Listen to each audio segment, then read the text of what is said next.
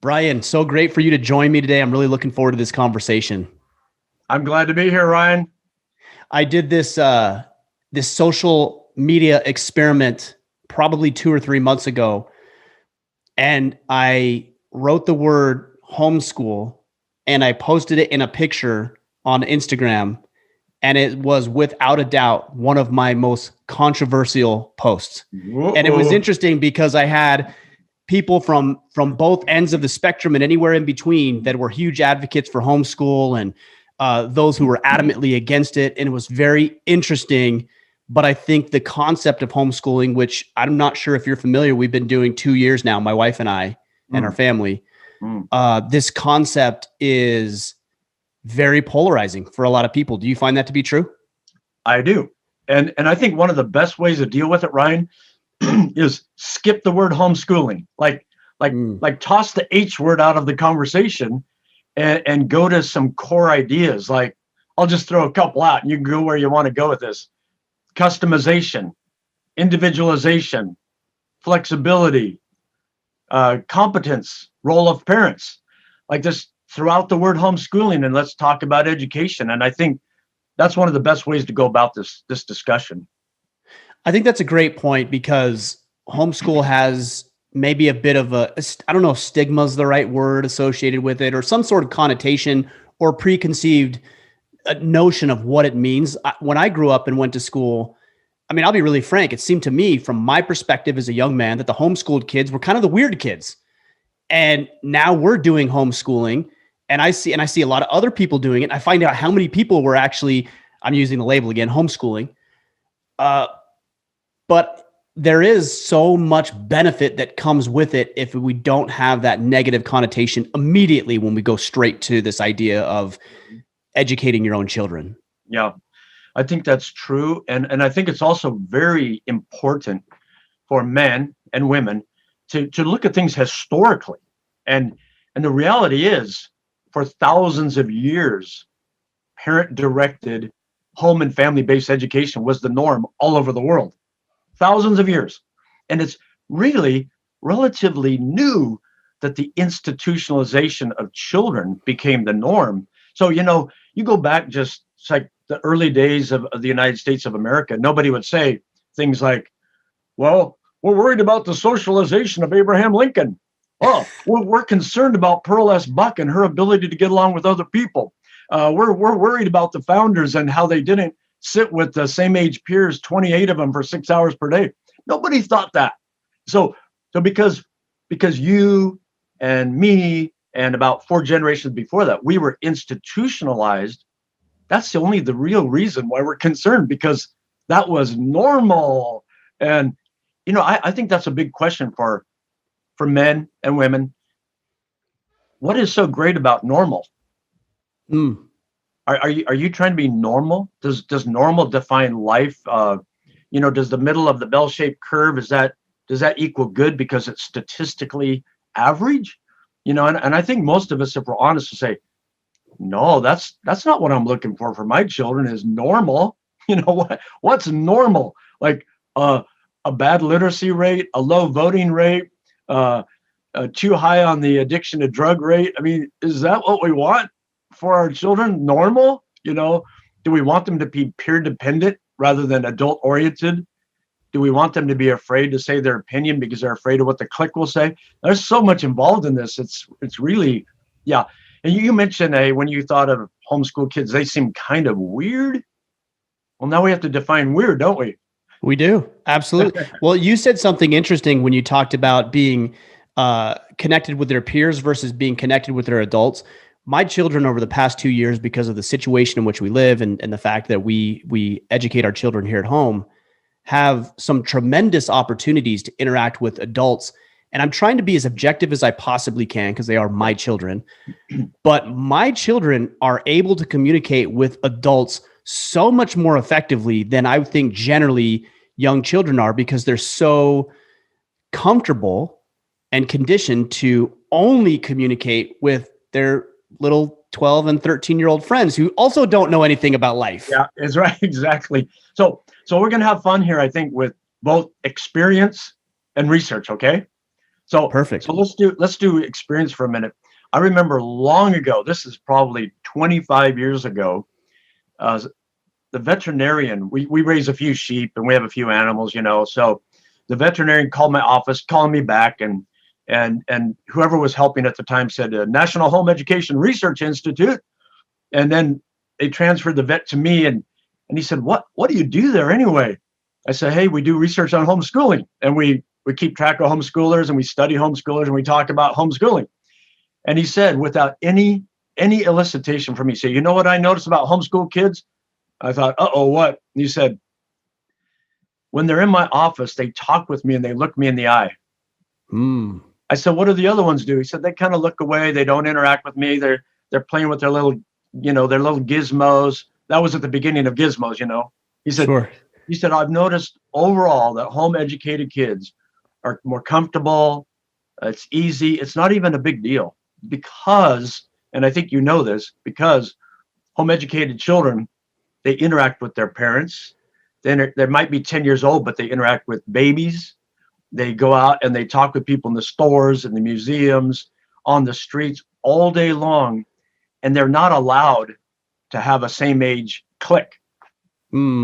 It's not that you forbid it. It's just that it's not there. It's not there. It's not available. It's not there. So they have friends who might be same age. They have friends who are different ages. They're in scouts. They're in soccer. They're in football. They're in the local cooperative, whatever. And I think, Ryan, what really is different here, and I think people have to really look at this, and that's why I said let's throw out the word homeschooling. I was sitting on a plane on the way to a research conference. I attend this research conference every year. I've been going to it since 1988. I'm on the airplane, on the way to the conference, and there's a lady sitting next to me in the middle. And just because we have fun telling stories, right? She's a Black woman. We're going to the same conference. And she's, well, what do you do? What do you do? You know how that goes. What do you do? What do you do? I told her research on homeschooling. And she said, this was about 10 years ago. Well, what about socialization? And how many thousands That's of times. the common one. That's the common one. Thousands of times. I said, well, what do you do for socialization? She's probably about 35. Well, I'm in a book club and I play tennis with friends. I said, that's just like home educated kids. Sure. They do things. They get to pick and choose with their parents' permission what they do, like adults, instead of like kids behind a cyclone fence with same age peers for 6 hours a day. They don't get to choose their friends or to do things. But adults, that's real life. So it's really parent-led home-based education is much more like real life than school is. I mean, almost all of us know that.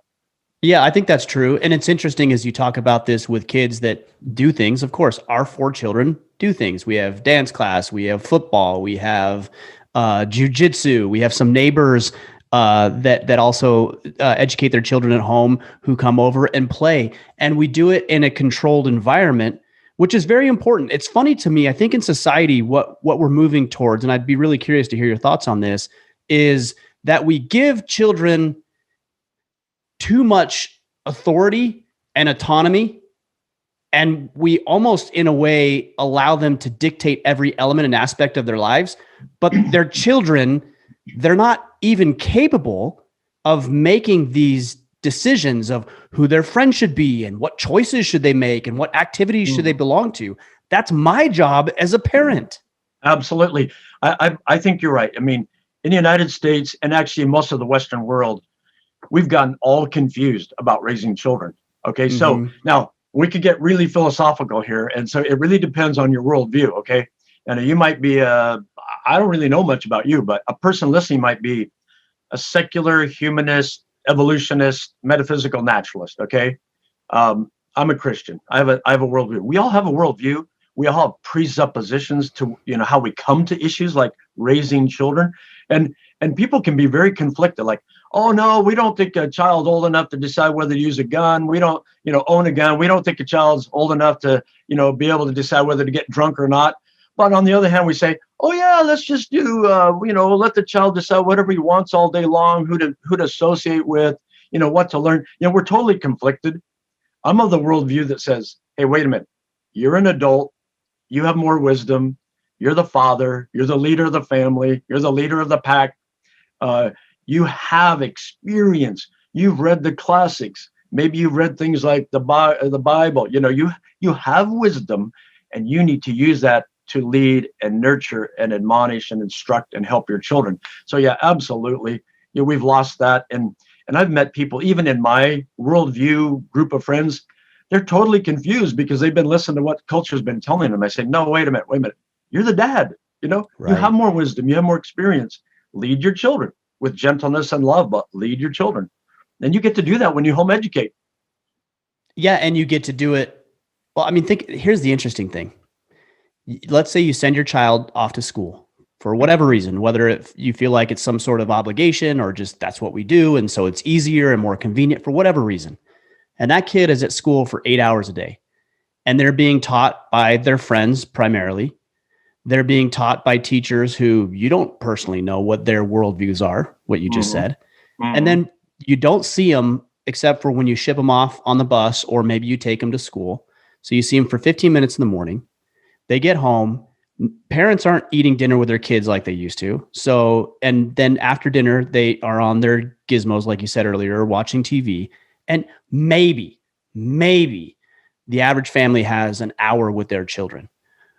Who do you think is teaching your children? And where do you think their worldview is going to come from? From your hour, or from the 8 or 9 hours of other training and indoctrination that they're picking up? Absolutely. It's taken a while. Okay.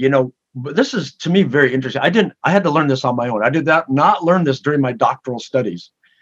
Home-based education directed by the parents was the norm in United States until about 1900. People don't realize that. And then some people say, well, that's because they were all farmers. No, they were not all farmers. A lot of them lived in towns and villages and small cities. It was because they knew that it was their job.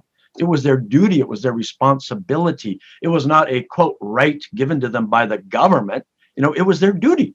They taught them reading, writing, basic math. They taught them how to run businesses. They taught them how to invent. They taught them how to do carpentry. That was basically how it worked. And it was not until 1900 that a majority of children were institutionalized, because a certain group of people, this is history, who like to control what an American is. So we got to get them all in a place where we can mold their thoughts and mold their attitudes. That is not being a man and a leader of a family, letting somebody else mold your child, letting the government say, well, you know what, this decade, we need more engineers. So we're going to try to push more people to be engineers. Oh, no, this decade, we need more, low end workers. That is just ridiculous.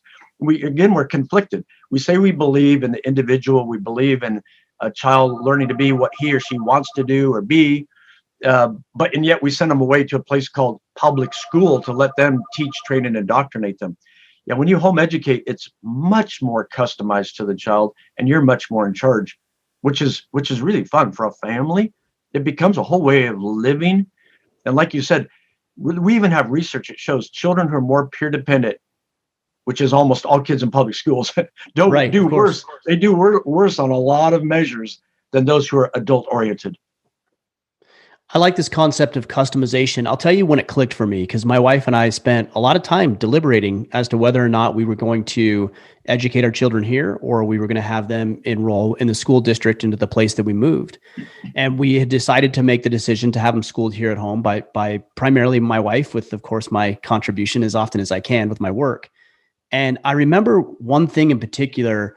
I got done for the day, and I went downstairs and I talked with my kids about how their day was. And they said, come check this out, Dad. And there was a frog in a bowl.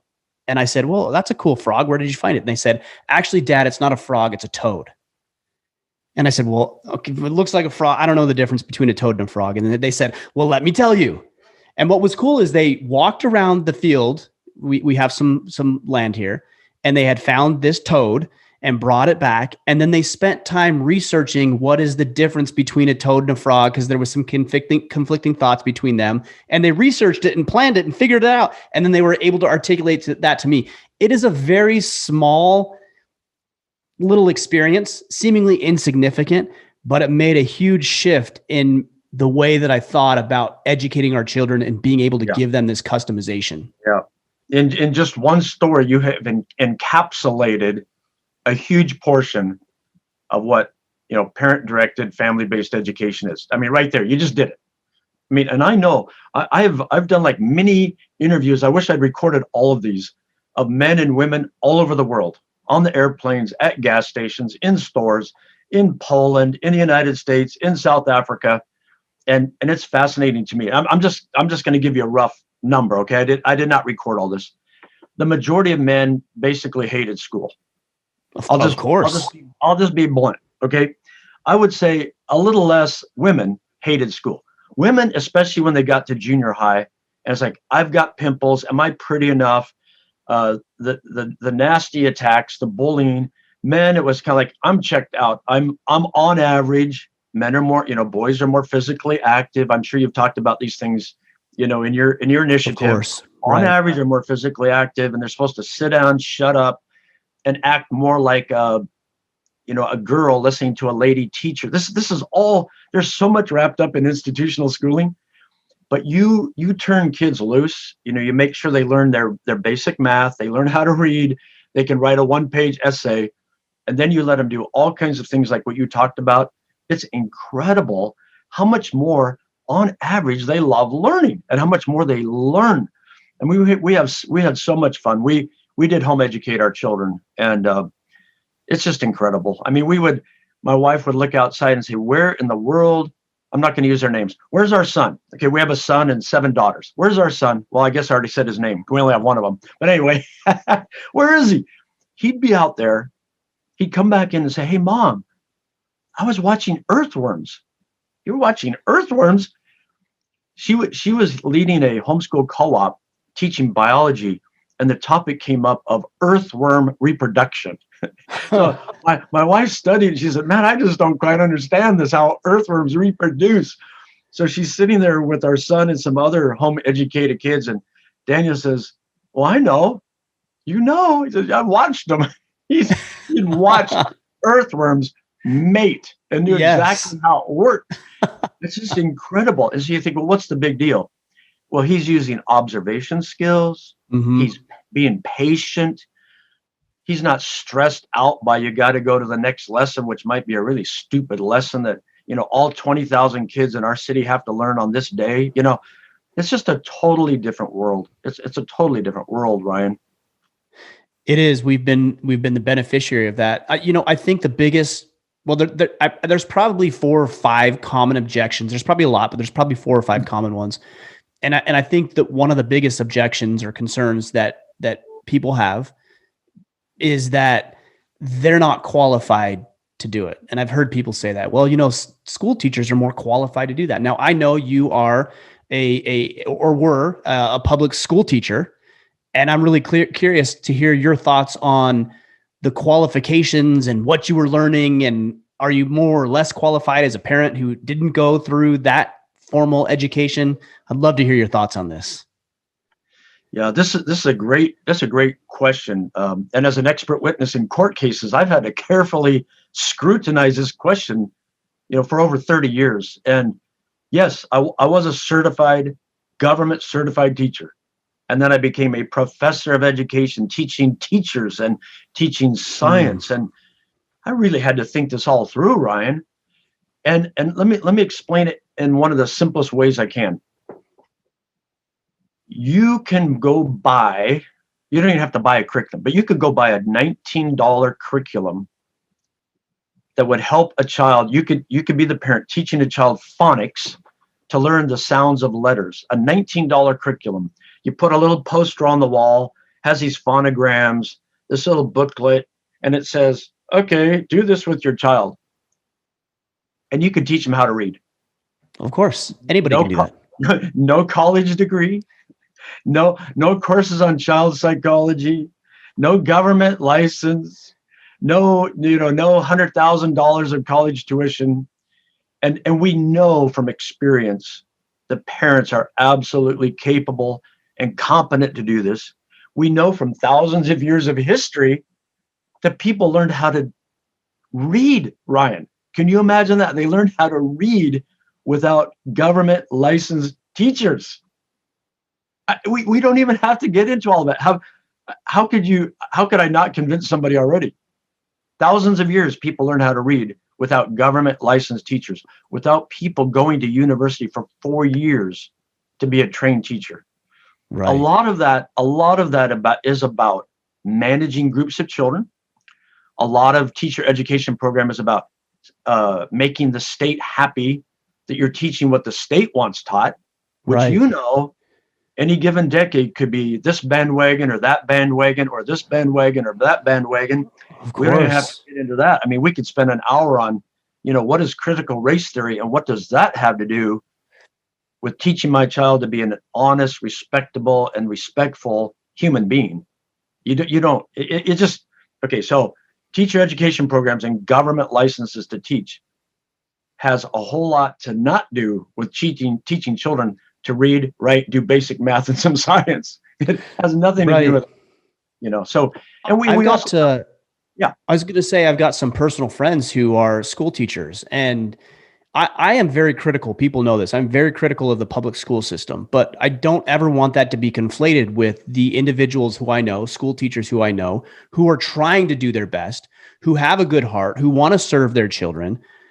But when I talk to these individuals, what they're so frustrated with is not actually being with their children. It's the red tape and all the hoops and all the documentation that they need to jump through in order to make sure, like you said, that we're teaching what is quote unquote supposed to be taught and what quote unquote they're supposed to learn. Yeah. And it seems to me that a bulk majority of what these school teachers are doing or are inundated with has nothing to do with face-to-face one-on-one interaction with a child, and more to do with, let me fill out the paperwork, let me go to this certification or this training, and they're hamstringed by all the stuff they need to do. Yeah, that's a great distinction. And most people don't know this. I've taught graduate level courses on testing and measurement. We hear about standardized tests, right? Sure. So on the one hand, we have this myth in our minds that public institutional schooling is all about helping Johnny and Lucinda learn how to read, write, do math, and love learning, right? We always have this myth in our heads. But when you get into standardized testing and state accountability, these tests have a lot to do with treating groups of children like cattle to see whether they gained enough weight and whether you should add a little bit of more selenium to the feed or not. It's about group processes. It's about accountability between the state and the taxpayer. It's about looking good or not looking good. It's about doing what the teachers' unions want or don't want. There's so much involved in government-run institutional schooling. It has nothing to do with the benefit of each child. And I think it's really fun. I enjoy doing this with teachers. Like I said, I've been a teacher. Let's skip the H word, right? Skip homeschooling and ask any public or even private school teacher, would it be good to customize the curriculum for each child's strengths, weaknesses, desires, and dreams? Absolutely. Of course. Yeah. I'd say, and would it be good to individualize based on each child's, kind of strengths, weaknesses, talents, limitations? Oh, yeah. We talked about that in our education courses. And would it be good to have a flexible schedule so like here in Western Oregon, if all of a sudden it's a sunny day, we can just say, hey, bag school, we're going to the coast and study the tide pools. Oh, yeah, that'd be a dream world. Just go down the list. Would it be good? Is it good? See, people are conflicted about this, even on the topic we're on. We have campaigns to stop bullying, right?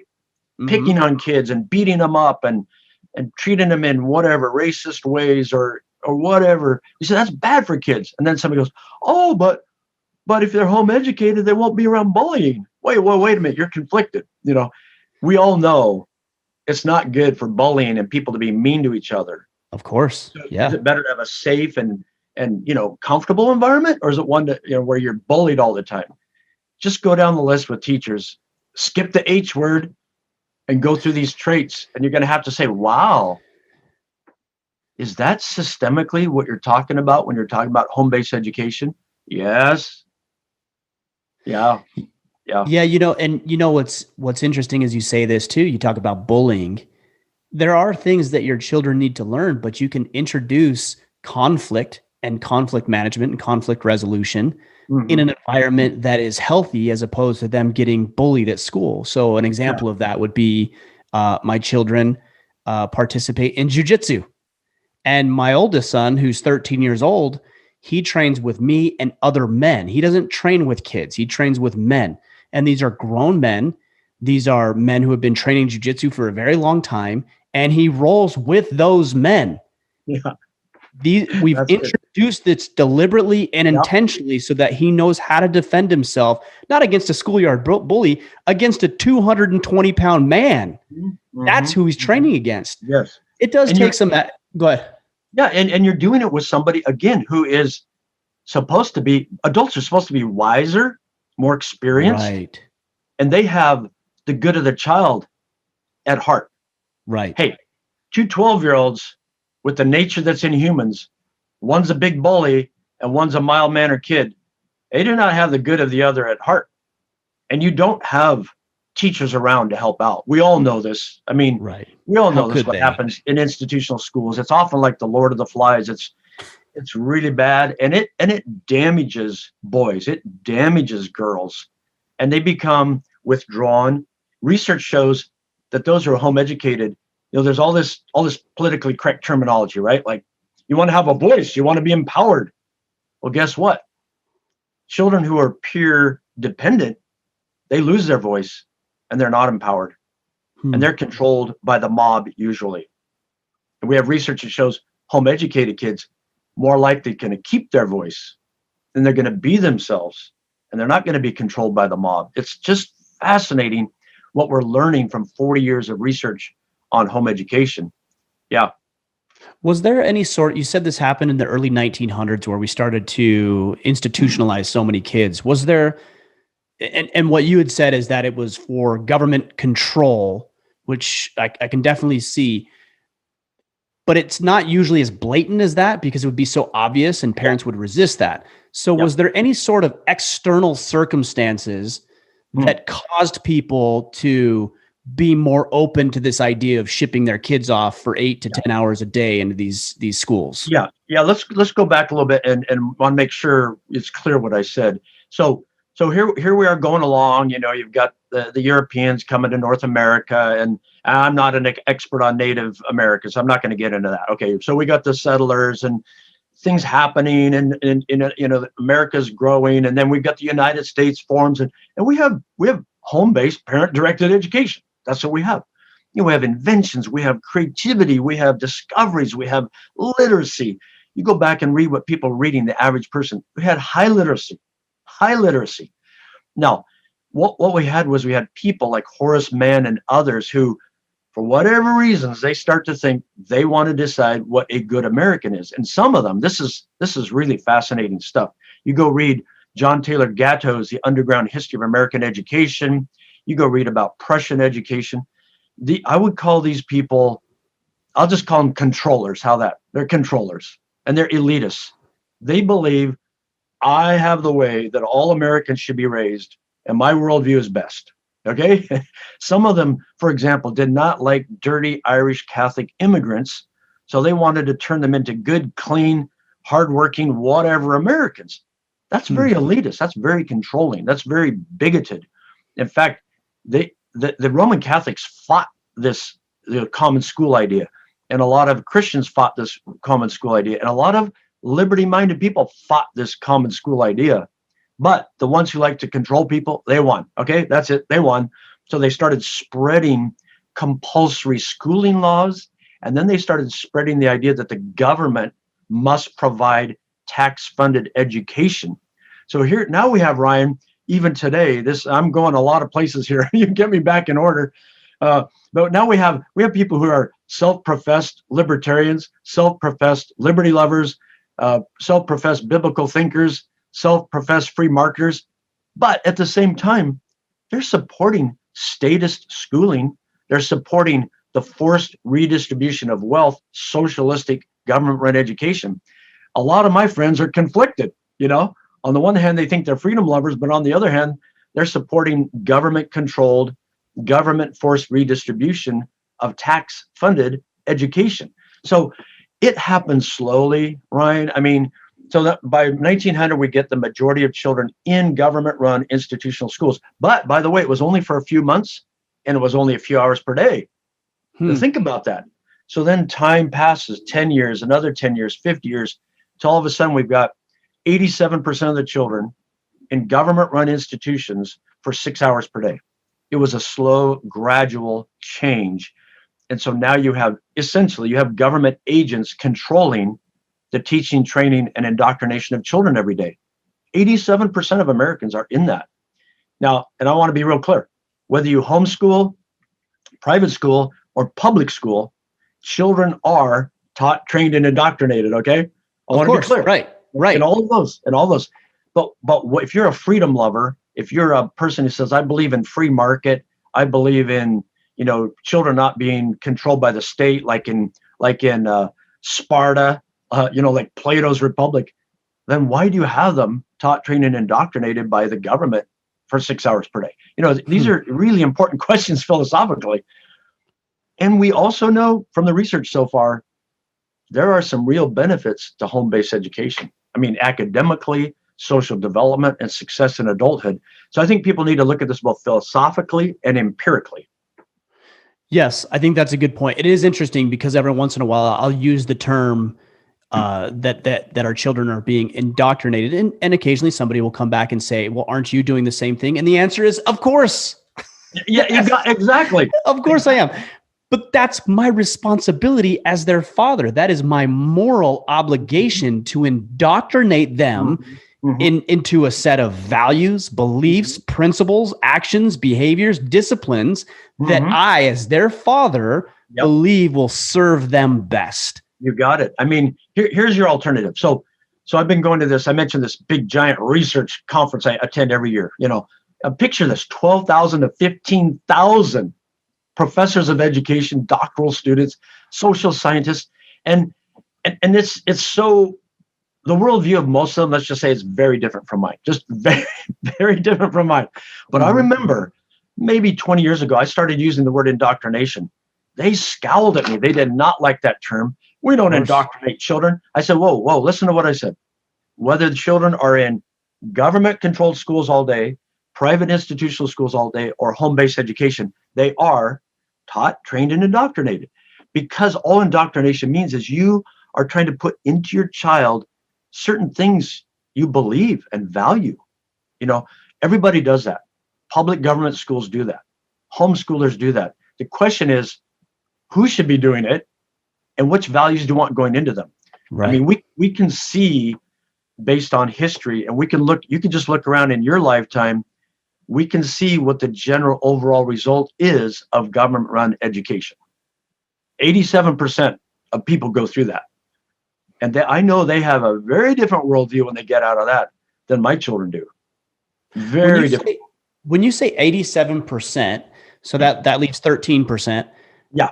Are those other 13% in, what is that comprised of? Is that home-based education? Is that private schooling? What is that other element comprised of? Both. It's private institutional schools and home-based education.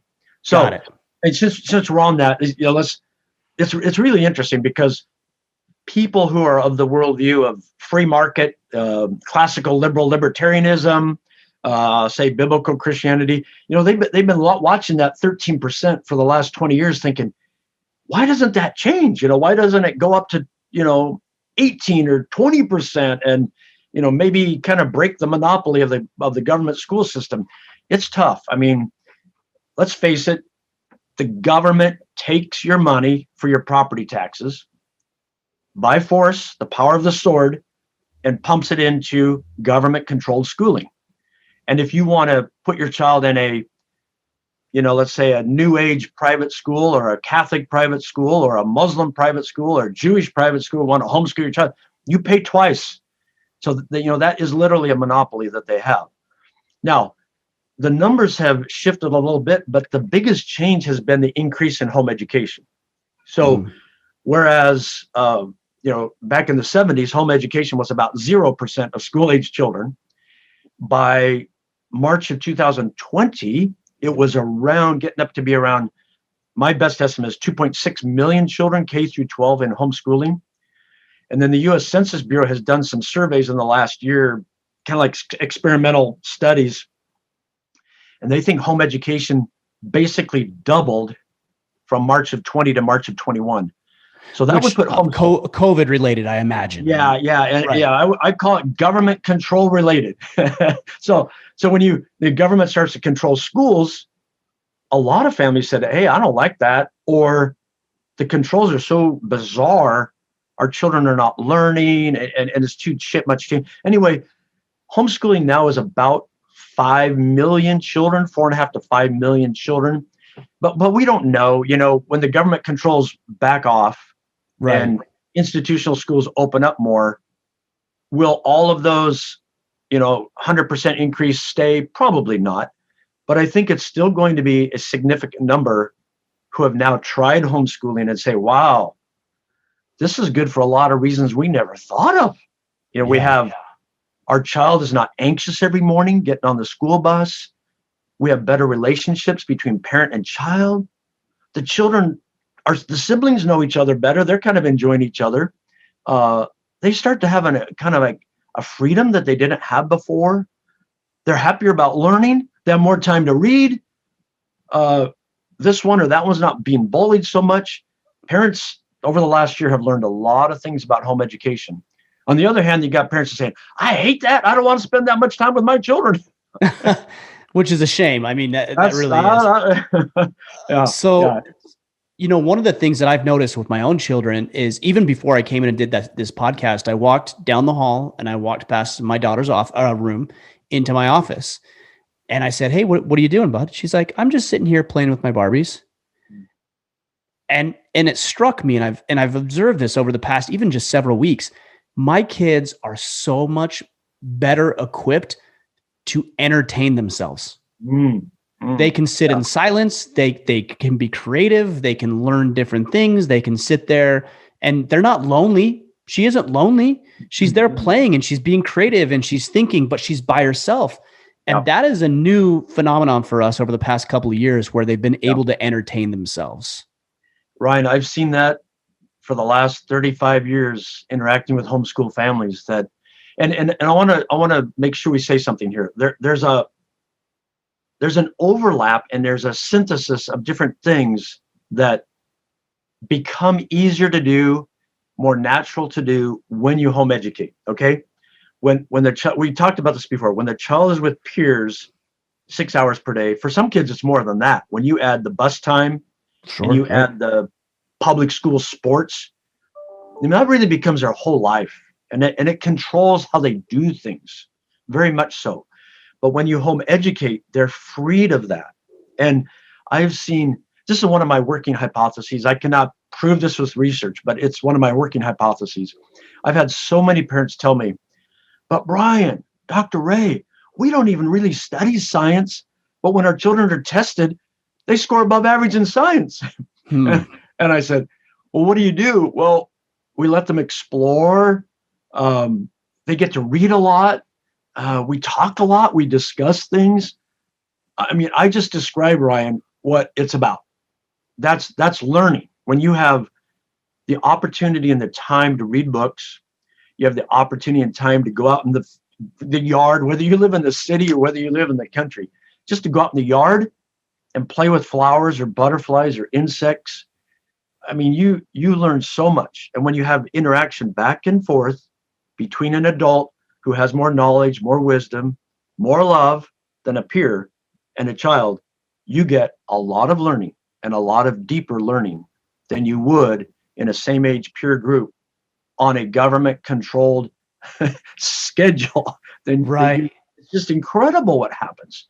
There's a lot of practical application as well. A lot of guys have heard, my oldest son and I are building a canoe, and him, rather than looking at a textbook about how to do fractions and decimals, he's reading it off a tape measure. He's learning about fractions off a tape measure as we build this thing.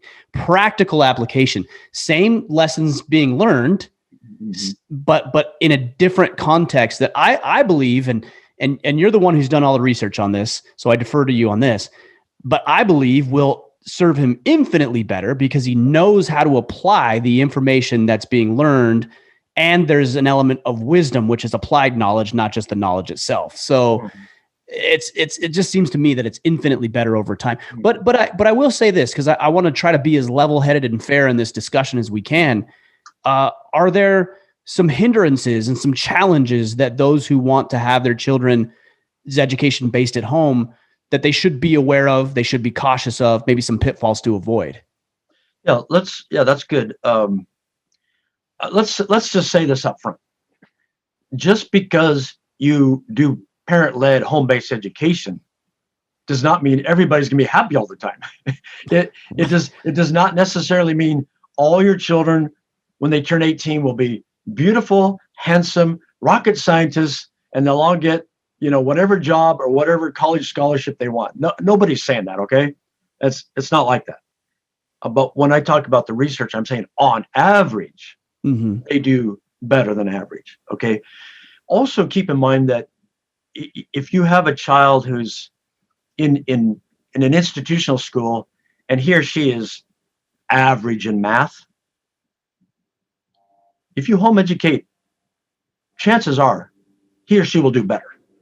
So because you have all of that one-on-one and you have that time and you have the flexibility and you can stop and help them master whatever they're learning, whether it's using a tape measure, or whether it's a times tables or whatever.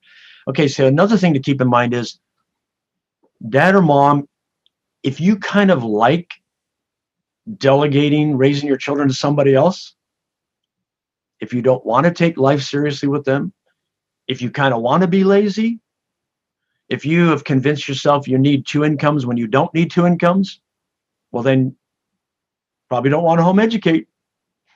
But you see how I put that? I mean, I am sort of trying to lay a guilt trip on people. When you I was going to say, I don't know how fair it sounds, but I am really interested in the way that you take this. Yeah, I want to take it a certain way, because culture says, oh, but you just don't understand, Brian, how many people need 2 incomes. Right. Well, actually, I do understand. Okay. My wife and I raised 8 children.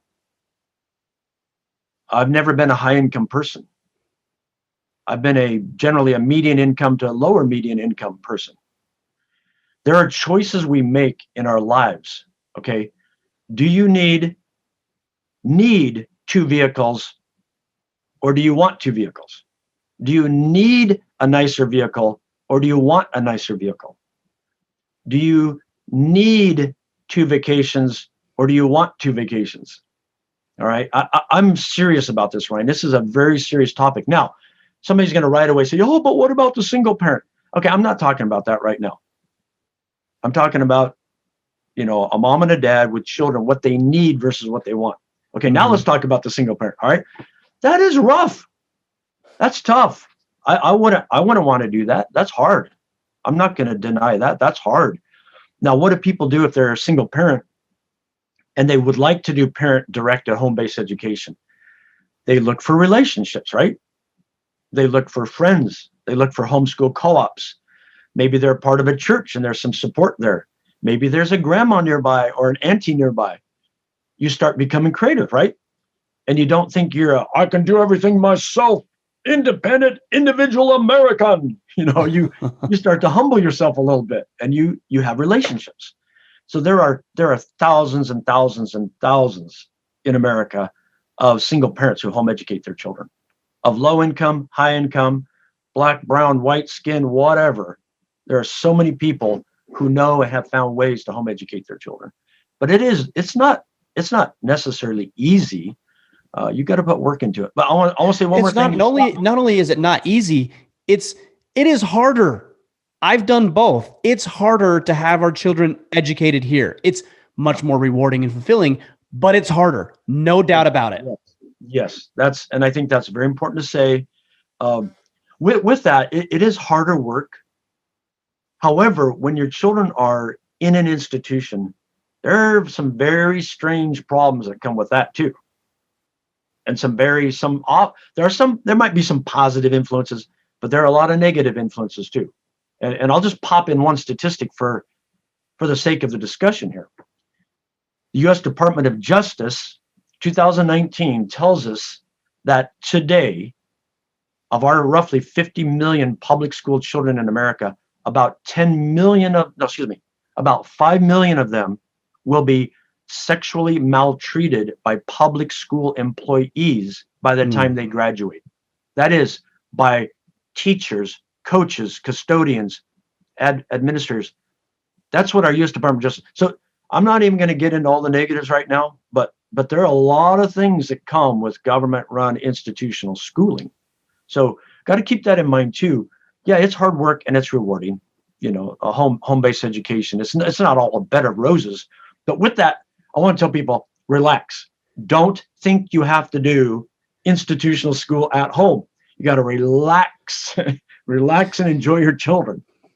Great point. You know, when we started doing this 2 years ago, I remember the first official day of school for my kids. What was it like? Oh, it was crazy because so my wife led the instruction and went through everything, and I came down from my office probably around noon or whatever it was, and I said, well, you know, how is it going? And she's like, we're done. I'm like, well, you've only been going at it for like 2 hours. What do you mean you're done? And she's like, we're done. Like, we went through the lessons, and I'm like, well, maybe we don't have the right curriculum, or maybe we don't have enough. Like something's off. Like, why are they at school for 6-7 hours and you're telling me in 2 hours you got all of the lessons done? I don't believe it. And I didn't believe it. And Trish and I, my wife and I, went through it together, and we decided to stick with it, even though I felt like it's not enough. It can't be enough. But like you said, we lightened up. They go on walks. They explore nature. We went down to Boston, which is about 3 hours from here, and they go to the museum, and we go to the park, and then we build a canoe together, and then we go to jujitsu. And it's like all of this stuff is included in our curriculum. It's not just, you know, the coursework that they're so used to doing. Ryan, your story was a classic homeschool man-dad story. Like, what? What in the back of your head, you don't even know it. I can't compute. You're thinking that institutional schooling is the gold standard, right? And that's education. No, it's not education. That's institutional schooling. And so that's the only reason anybody would think, well, gee willikers, you can't be done with academics in 2 hours, but you can. And research actually shows that even in institutional schooling, researchers know that only 1/3 of time is what they call academic engaged time. Right. Of course. It's 1/3. Assemblies and recess and transferring between classes. And I get it. Management and paperwork and trying to get the students to be quiet and stopping bullying and all of that stuff. So it's just a classic, wonderful story that you just told. It's just absolutely wonderful. Yeah. I do like also that you're talking about the choices, because that is another one of the things I hear quite often is, you know, well, Ryan, not everybody has the luxury. That's what they say. Yeah. Not everybody has the luxury, or they say it must be nice that your wife gets to stay at home. And, you know, you make choices. Those are the choices. We've made choices. We've sacrificed financially in order to make this work. And I've had to bust my tail to make sure that I make more income to provide for our way of life. Those are choices that we've made, and those are choices that you can make. But I really get frustrated when I hear people who wash their hands of the choices and they say, I don't have a choice, right? I don't have a choice. We have to have 2 incomes. We have to do it this way. And I agree with you. That is incorrect, but it's going to take some sacrifice and some different ways of doing life. Yeah. It's going to take maybe doing some self-examination. Maybe it's going to take a friend like Ryan talking with you and, okay, tell me what you mean by you don't have a choice. That is not a manly concept. Great point. Men are supposed to be proactive. They're supposed to make decisions. They're not supposed to be reactors. They're supposed to be actors. That's what it means. That's part of what it means to be a man. And to say that, hey, I just was born into, I was born 35 years ago and the norm is institutional public school.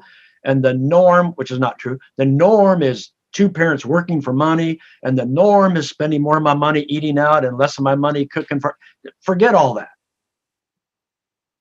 This is a season in your life for maybe only 20 years or so that you have these creations called children, and it's going to pass quickly. Very quickly. And how much happier are you with a car that's only 5 years old than with a car that's 10 years old? Come It's a on. nominal difference, if at I can all. give you a lot of stories, but there've been Brian and his wife have had older vehicles all of their marriage, but the vehicle gets us there and gets us back. And we don't pay it on time. And if it breaks, we save our money till we have enough money for another vehicle. That's how we do it. And I get right in the face of friends who say, well, but we can't live on that much for food. I say, how much does a 50-pound bag of beans cost?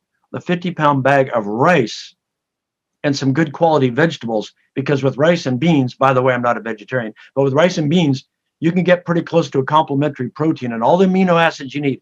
Well, I don't like that. I want more variety. I didn't ask you what you like. I said, what can you live on? You get really basic conversations, Ryan, and then people start realizing, wow, you lived on that? Yeah, we lived on that. A choice. We made a choice to do it that way. We made choices to have time with our children. We made choices to have Betsy have time with our children, so they were not latchkey children, and so they were not children who were raised with, bye, mom and dad at 8:30 in the morning. Oh, and by the way, we'll see you at about 5:30. We'll sit down to a 20-minute meal with the TV on, and then we'll go to our gizmos and we'll all go to bed. We made choices. That's not how we lived. Our meal was every night together with our children. Remember this, minimum 45 minutes together of discussion, laughter, arguments, crying, fun, questions, academics, everything. You make choices. I know you don't have social media. I'm really curious about that because I think it's very easy to get caught up with social media and popular culture about keeping up with the Joneses and everything else. Is that one of the reasons that you've decided not to utilize social media, or is there something else? It's a very deliberate thing, Ryan. I have a busy life. I do research. I'm a husband still. All our children are grown. We have 16 grandchildren. I'm a part of a Christian church. I love to hunt. I like to take time on my bicycle riding to and from work and talk with people. I don't want time for television or social media. I don't need it. I have good friends. I have arguments with people and discussions, and I'm not going to condemn social media. I'm just going to say, from my experience with people and talking with many people and reading about social media and doing research on or studying research on social media, man, oh man, I do not see the value to my life. I don't see it. At this point in history, and I hope this comes across the right way. My wife and I have made a deliberate choice at this point in our life. We still do not have cell phones. Now, people might think that's kind of odd, but you know what? In what I do, I'm on the computer and the internet all day long. I'm on email all day long. I do not need a cell phone. Now, some people might say, I need a cell phone. All right, if you need a cell phone, have a cell phone. But it's just another thing that can send me feeds that I don't want to see. News people who tell me what to believe, more distractions. I make it a point to be in touch with relationships with the phone and email and in person. In person is best. It's a choice. It is a choice, a thoughtful choice. The one thing I'm gathering from what you're saying here too, and I've never really considered it this way until you had just said that, is you're talking about seeing things in your feed. Well, we know that technology can learn what we want to hear, is going to implant what it wants you to hear, what other people want you to hear. I don't think anyone would ever accuse you of being an uninformed individual, but it seems like you're a little bit more deliberate about how you go about getting informed versus just the default of it being planted in your pocket, in your device, in your head, and everywhere else from all these external sources. Totally deliberate. And since, Ryan, we're talking about men, and I said earlier, men need to be proactive. Men need to stop and think about, what is my philosophy? What is my worldview? Why do I believe what I believe? What is my metaphysics, my epistemology, my axiology? How do I know what's true? How do I gain knowledge? How do I decide what's of value? You need to drive. You need to be in charge of your life and not be a passive recipient of other people who would love to control your life. There are people who want to control your thoughts. We talked about common schools and government schools. There are people who want to sell you stuff, and they want to be in charge of how you spend your money, which is how you spend your time, right? Because money comes with time, right? Right. And you want your time to be controlled by somebody else, or do you want to be driven what's best for your friends, your wife, your children, your church family, whatever it is? You want to be in charge of that, or do you want somebody else to be in charge of that? And it needs to be deliberate, and it is. I'm not saying I'm perfect at it, but no, I'm extremely well informed. I choose my news sources. I look at a variety, and I choose. I do not let any feeds come into me.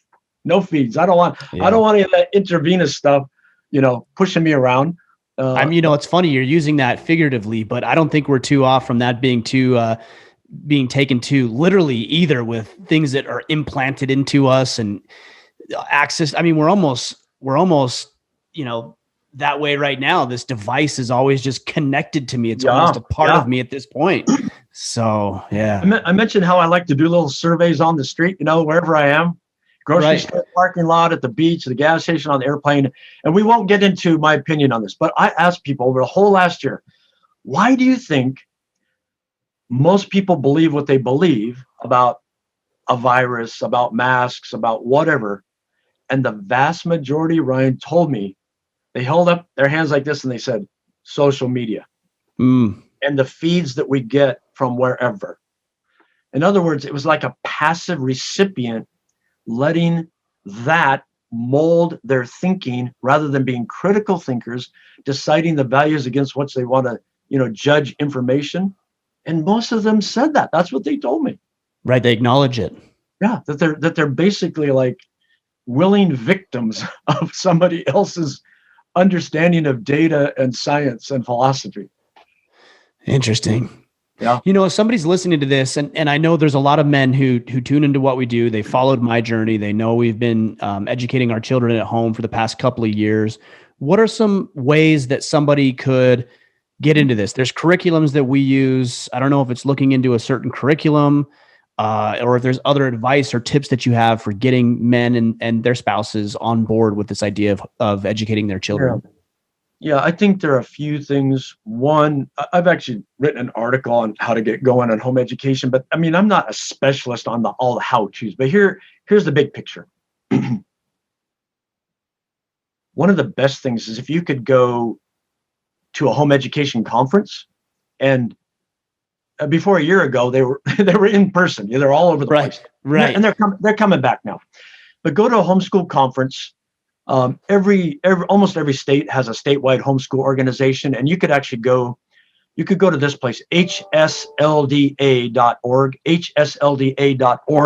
and look up your state, and it'll put you in contact with homeschool organizations. Okay, so you go to a conference, and it can be overwhelming. There's all these speakers and curriculum, vendor exhibits, all this stuff. But just go and listen and learn and relax. And do not think you have to go pick a curriculum or something.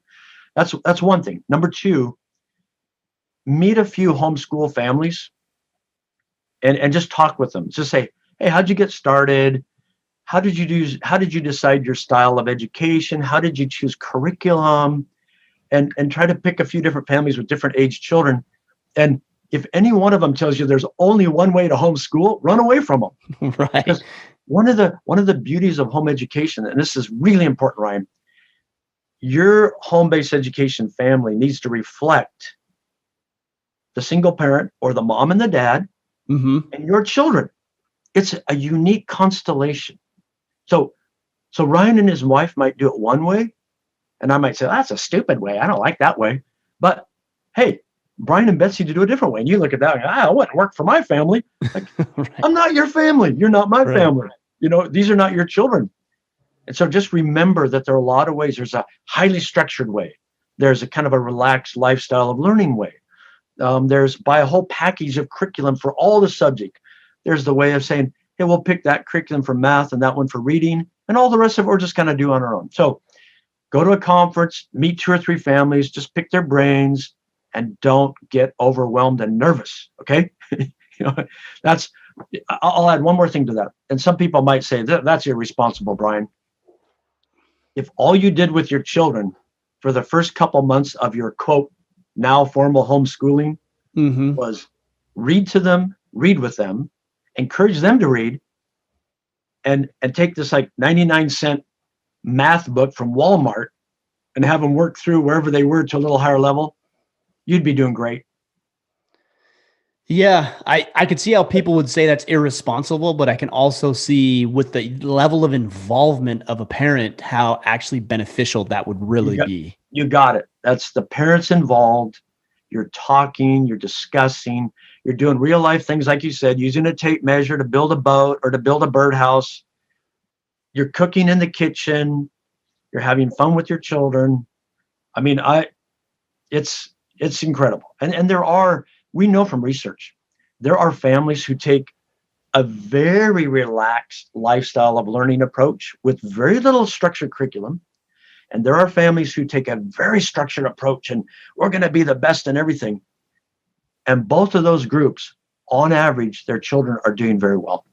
You know, there's another benefit too, which is adaptability. We've used curriculums in the past, and we noticed that our 2 oldest really did well on these curriculums. And then we came to our daughter specifically with reading, and she was really struggling. We couldn't figure out why. Well, we come to find out she's dyslexic, but she's intelligent. So in the public school system, she would have been able to fake her way through. You know, a school teacher has 30 kids. Like she can memorize a book. You'll give her a book and she'll memorize it. And you'll look at her, look at her eyes and watch her read the book. And she's not reading the words. This is what struck me. She's not reading the words. She's looking at the pictures, which means that she memorized the words and the triggers of the pictures. She would have slipped right through that in public school. Yeah. But we were able to catch it because of that personalized attention. And then we realized, okay, this reading curriculum does not work for her. So what do we need to do in order to help her wrap her mind the way it works around the concept of reading? And we made some pivot, and it's been amazing. And parents have to stay humble. Like, we don't know everything. Of course. I'm not saying that homeschool parents know everything. They know they don't know everything. But you figured out something, you noticed something, and you can either be cocky and arrogant and say, I can solve it all myself. Or you can go online and look for some ideas and help, or you can go to a homeschool conference and, there's a workshop on helping dyslexic children. And you learn.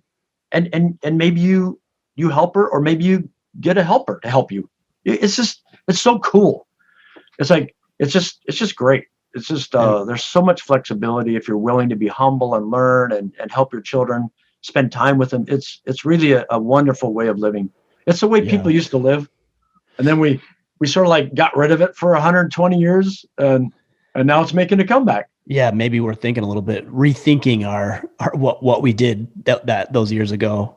Yeah. You know, there's one other objection that I often receive, and it has nothing to do with the individual. It's funny that people would even bring this up as an objection. They'll say something like, well, what about those kids, who don't have parents? And I'm curious about your answer to that. Yeah. Yeah. But I realize that is something that is likely that could happen. It's just funny to me somebody would use that as an objection, because I'll ask, well, is that your situation? Do your kids not have involved parents? Well, no, just some don't. I'm like, well, you're responsible for yours. Why are you using this as an objection to homeschooling? I'm not saying do away with the public school system. I'm saying you should question whether or not you should be involved in that or something else. I would say you're right. It's a red herring. Might not be meant to be a red herring, but it's a red herring, and it's moot. And you say, well, like you said, you're responsible for your children to make really good decisions and be involved in their lives. If you know of some children who don't have parents, by the way, that doesn't exist. I mean, all children, at least in the United States, either have parents or guardians, and so they live with somebody. We don't let 12-year-olds live alone. Okay, so you say, well, if you're really concerned about children who only have one parent, or they have guardians, legal guardians, and not parents, you can get involved in a nonprofit to help them or tutor them, or you can get involved while you're home educating your children. You can invite them over so that they have a role model in their lives. It's the whole thing. But what that reminds me of, Ryan, is, and I thought you were going to ask this, but you didn't, but it's related. I have some people say, well, actually, some academics have said homeschooling is selfish because it does not care about the common good. Well, again, it's a red herring. And that's interesting. That argues that somehow when you home educate your child and do not put them in a government or a peer dependent institution, you don't care about your neighbors, which is absolutely false. There's no empirical evidence to support that. Another thing that's really fascinating about that, for a while, many academics were saying, well, homeschooling, that's rich white people, highly educated. It was never true. It was disproportionately white for a while. But guess where homeschooling is booming now with people of darker skin color. And they're saying, hey, you critical race theory, neo-Marxist, whatever, who are saying, who, by the way, some of them said 10 years ago, homeschooling is bad for Black families. Black moms and dads are saying, you're crazy. We care about our children. We love our children. We're responsible. Of course they do. What's good for our children, not try to build up something you think is a government school system that somehow makes society better for your worldview. So it's a great topic. It's so fun. Yeah. Now, but your responsibility is your children first. And then if you care about other children who have not enough of this or that, go help them. Right. That's the simple answer. I agree. I mean, that's the route I usually go. It's just funny to hear people talk about that. The other one I'll hear every so often is, I put my kids there so they'll get tough and be exposed to these things and they'll learn how to be more resilient. And I'm thinking to myself, your children are incapable of resisting bad ideology. They're physically incapable of it. They cannot, by their very nature, distinguish between healthy and destructive ideology. Their brains aren't developed enough to do it. They're so impressionable. You're not hardening your kids by doing that. No. You're exposing them to something they can't defend against. Mm-hmm. Yeah, there's an old book that says the companion of fools suffers harm. And it also says that the blind leading the blind, they'll both fall into a pit. So it's a bad argument. And, I would also say to that dad, okay, so you think you should let them be taught, trained, and indoctrinated 6 hours a day in a government institution because you think they need to be exposed to other things. Well, you know what you could do? You could be the main influence of their life, and you could invite over people with different viewpoints, people who want to beat up on your kid, and you could have them over to your house once a week after dinner. And you could watch them bully your kid, and then you could have a debate with the other guy's dad about your totally different worldviews. What a tremendous opportunity. But that's too much work. When a dad tells me that, he really doesn't want to do that work. Yeah. I think most of the time, Ryan, it's an excuse for, hey, it's just easier. It's just easier. I don't want to take responsibility. And that's an amazing thing about home education. When you take on and you actually execute the duty and the responsibility to be in charge of your child's education, you have to grow up as an adult. You can no longer blame anybody else. You cannot blame the public school system. You cannot blame the private school. You cannot blame the peers. It all falls right in your lap now. And it's rather sobering. And I think it's a good sobering of men to realize, hey, wait a minute. I am an actor. I'm not supposed to be just a reactor. And I need to take seriously what I do with my children. And I need to be in charge and not let other people be in charge and then blame them when things go poorly. Powerful, very powerful stuff. And in line with everything we've been talking about for 6 years. Well, Brian, where do people go to learn more about what you're doing, the research that you have to back up and support the things we talked about today and everything else? Very simple, NHERI.org. That's National Home Education Research Institute, NHERI.org. And go to Connect, and you can just sign up in 12 seconds. You can get free homeschool research news. We do not send out a bunch of junk mail. I don't have time for that. So free homeschool research news, and you can poke around our website. There's a fact sheet. There's a gob of research. Just go there. It's all over there. Great. We'll sync it all up. Well, Brian, I really appreciate you joining us and sharing some of this stuff. It's been a tremendous part of our journey over the past couple of years. We made the decision to do this when we moved from Utah to Maine 2 years ago. And I never saw ourselves doing this, but I'm so grateful that we did. And I'm grateful for men like you and women as well who have the research, have the information, are sharing this information, trying to let people know that it doesn't need to be overwhelming, that it isn't impossible, that we can make choices. They may be difficult, but we can do it. And I appreciate you and your work. You're welcome. And I love doing it. I enjoy doing it. Thanks for having me on, Ryan. Thanks again.